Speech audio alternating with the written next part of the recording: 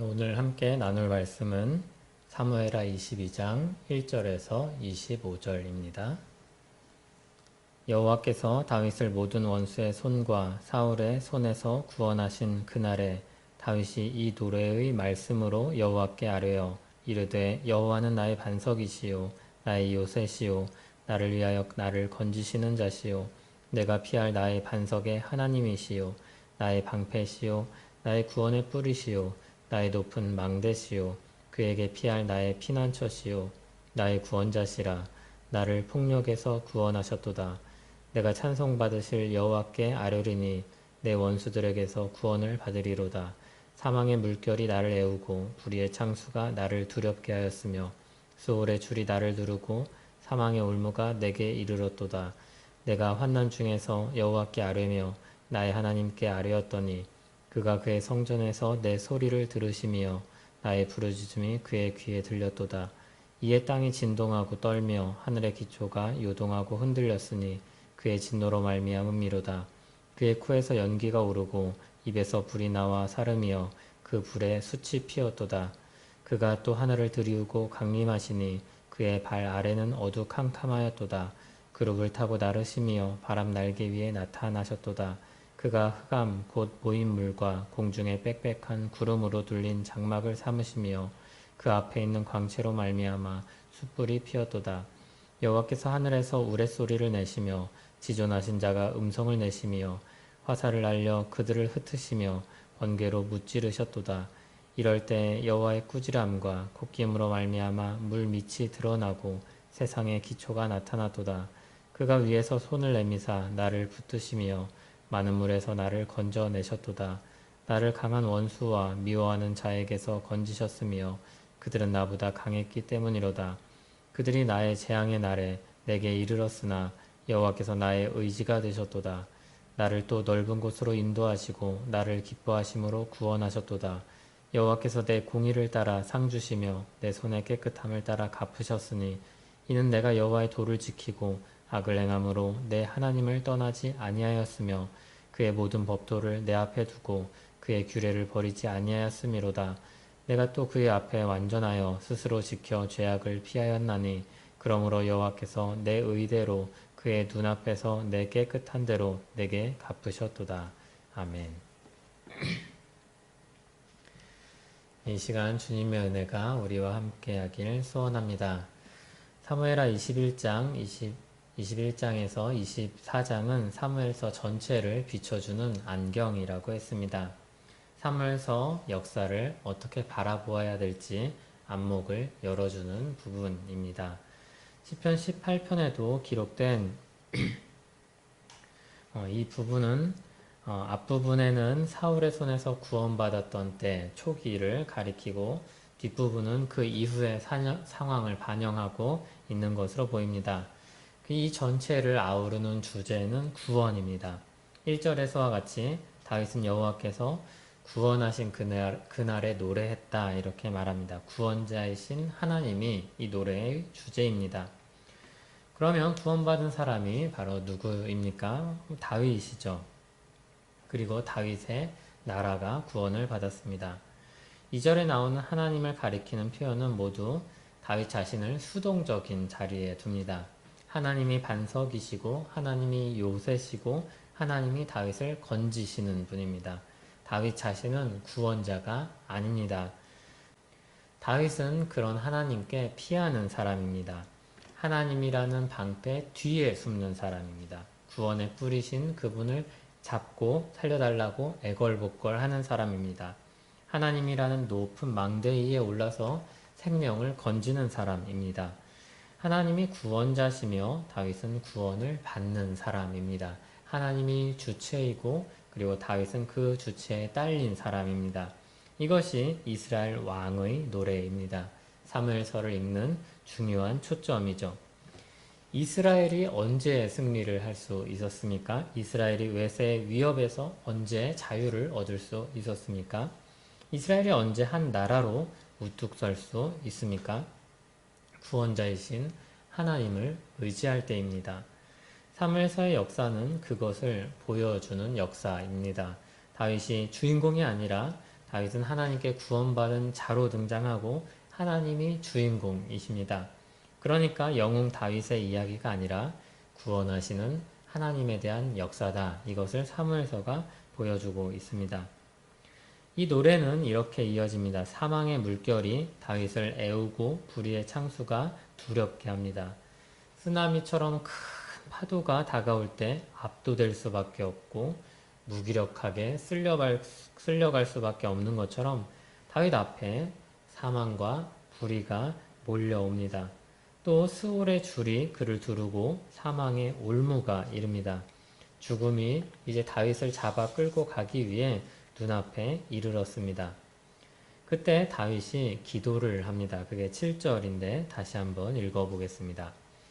내가 환난 중에서 여호와께 아뢰며 나의 하나님께 아뢰었더니 그가 그의 성전에서 내 소리를 들으시며 나의 부르짖음이 그의 귀에 들렸도다. 아멘.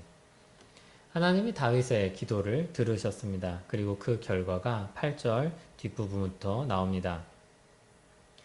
먼저 땅이 진동하고 떨며 하늘의 기초가 요동하고 흔들립니다. 땅이 먼저 등장합니다. 하나님이 다윗의 대적을 향해 진노를 발하시는데 자기 백성, 자기가 세운 왕을 대적하는 상대를 향해 분노하십니다. 하나님께서 자기 백성의 편이십니다. 이게 우리에게 참 위로가 되는 말이 아닐 수 없습니다. 만약에 우리 가족이 누군가 부당한 대우를 당하거나 피해를 입을 때 우리는 어떻게 하겠습니까? 분노합니다. 화를 내죠. 하나님께서 자기 백성이 당한 위협과 고통을 간과하지 않으십니다. 분노하십니다. 그냥 도우신다 이렇게 표현하지 않고 진노하신다고 표현합니다. 그 진노의 표현이 어떻습니까? 그의 코에서 연기가 오르고 입에서 불이 나와 사르는 것과 같습니다. 숯에 불을 붙일 정도로 강력한 불입니다. 또 하늘에 들이우고 강림하십니다. 그러자 그 하나님의 발 아래가 모두 캄캄해집니다. 10절 아래 나오는 것처럼 하늘 전체를 뒤덮으십니다. 앞에는 땅이 진동하였다면, 진동하는 그림으로 하나님의 진노를 표현했다면 10절 아래에서는 하늘에서 하나님의 진노가 나타납니다. 하늘을 들이우고 강림하시는데 그 발 아래는 모두 캄캄한 어둠으로 뒤덮입니다. 그룹, 즉 천사를 타고 날아가십니다. 바람을 새의 날개처럼 묘사하며 바람 날개를 타고 가신다 이렇게 말씀합니다. 12절의 구름은 비를 잔뜩 머금은 먹구름입니다. 물을 잔뜩 싣고 가는 빽빽한 구름으로 하나님 자신을 가리시죠. 위험 있는 분이기 때문입니다. 하나님께서 강림하신 것은 알 수 있는데 하나님의 본체는 가리워져 있습니다. 13절의 그림은 이 하나님의 위엄으로 나타난 이 상황이 어두우면서도 동시에 그분이 가진 광채로 말미암아 빛이 나고 있습니다. 이렇게 하나님의 진노가 하나님께서 오심으로 인해서 하늘 전체가 뒤덮입니다. 또 하나님의 진노는 하늘에서 우레소리로 들려옵니다. 번개를 또 화살로 삼아 던져서 대적들을 무찌르십니다. 천둥과 번개로 다윗의 위엄에 개입하십니다. 그분이 한번 말씀하실 때 물밑이 다 바닥이 드러납니다. 깊은 바다든지 어떤 바다든지 간에 그분의 호령 한 번에 바닥이 다 보이게 됩니다. 이 그림이 어디서 나온 그림입니까? 애굽에서 나오던 이스라엘의 모습이죠. 바다가 하나님의 구원하시는 능력 앞에 마른 땅이 되었던 일입니다. 다윗이 그와 같은 구원을 경험했습니다. 자신이 구원을 경험하고 보니 출애굽 때 경험했던, 이스라엘이 경험했던 그 하나님의 역사와 자신의 구원 경험이 똑같은 겁니다. 구원하신 하나님이 똑같은 겁니다.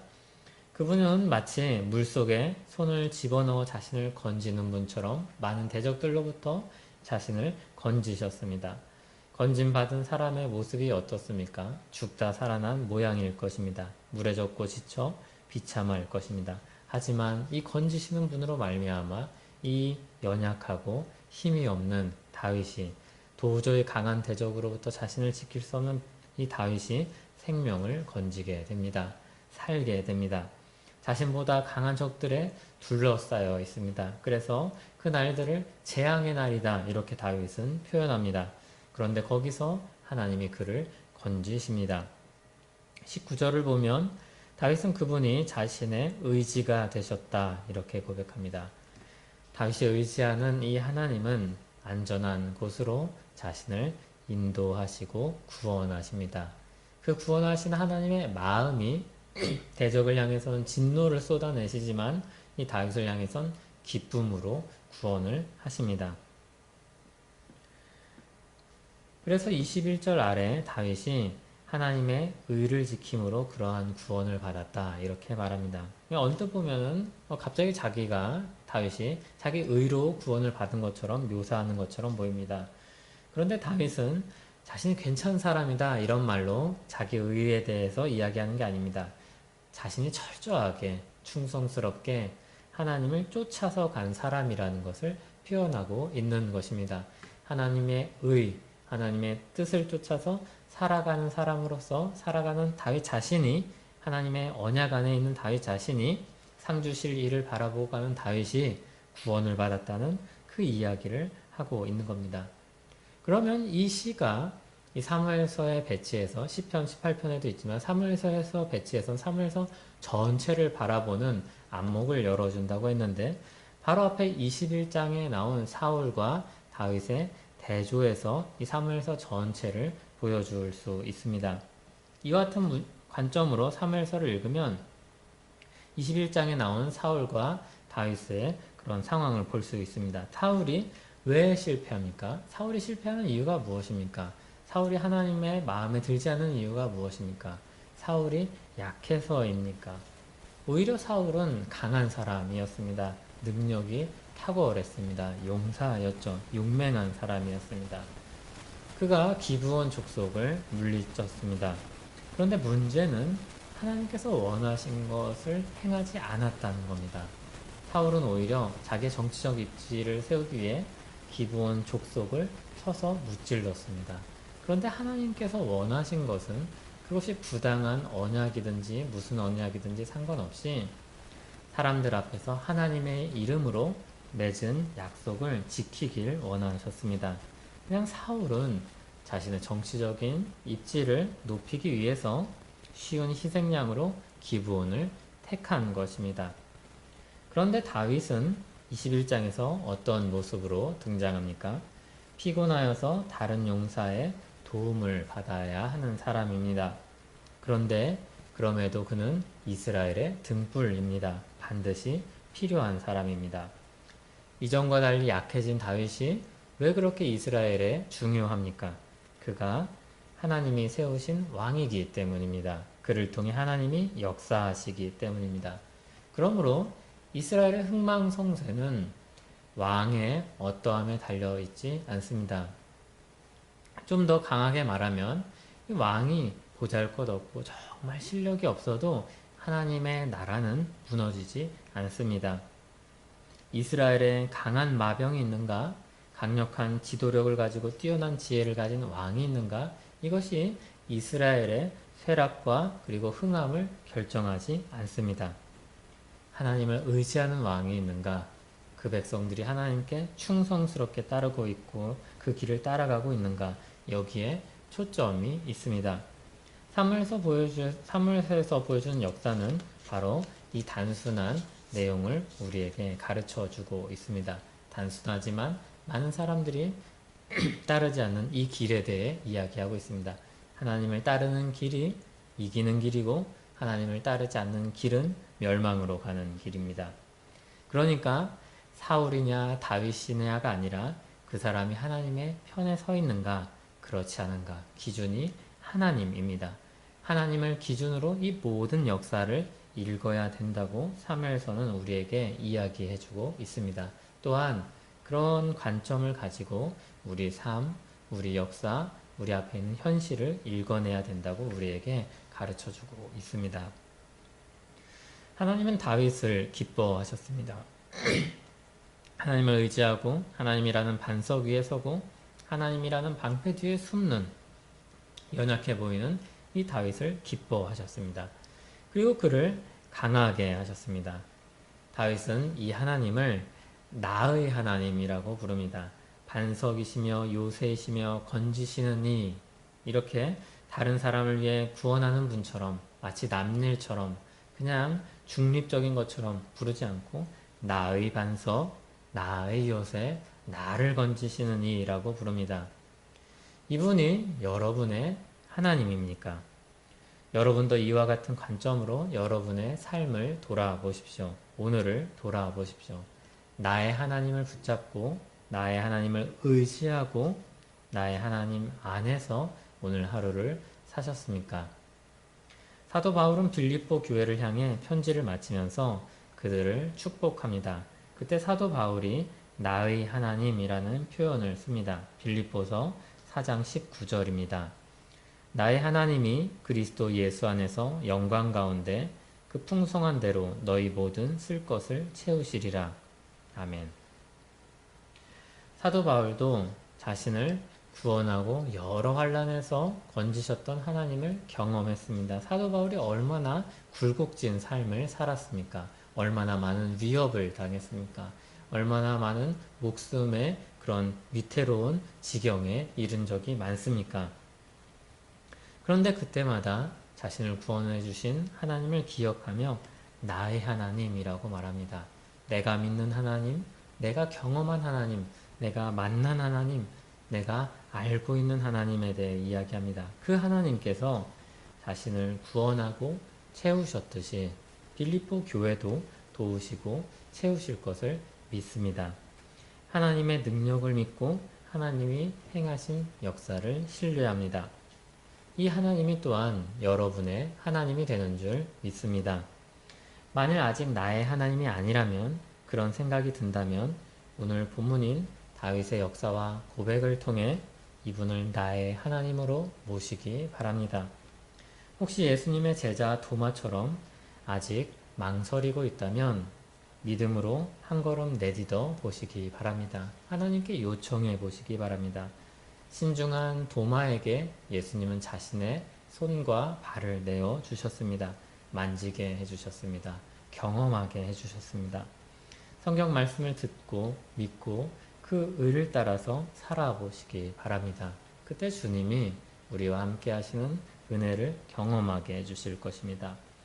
하나님이 그 사람을 기뻐하시고 사랑하시고 채워주시고 인도하시고 건져주실 것입니다. 빌립보서 4장 19절에서는 나의 하나님이 그리스도 예수 안에서 모든 쓸 것을 채우신다 말씀합니다. 그리스도 예수 안에서 이 모든 것들을 채워주실 것입니다. 그리스도 예수 안에 그분 안에 하늘의 모든 복락이 들어있기 때문입니다. 그분이 하나님이시기 때문입니다. 하늘 복락을 누리기 위해 우리에게 열어주신 이 유일한 길인 예수 그리스도를 따라가십시오. 그러면 예수 그리스도 안에서 우리는 죄사함의 은혜를 입을 것입니다.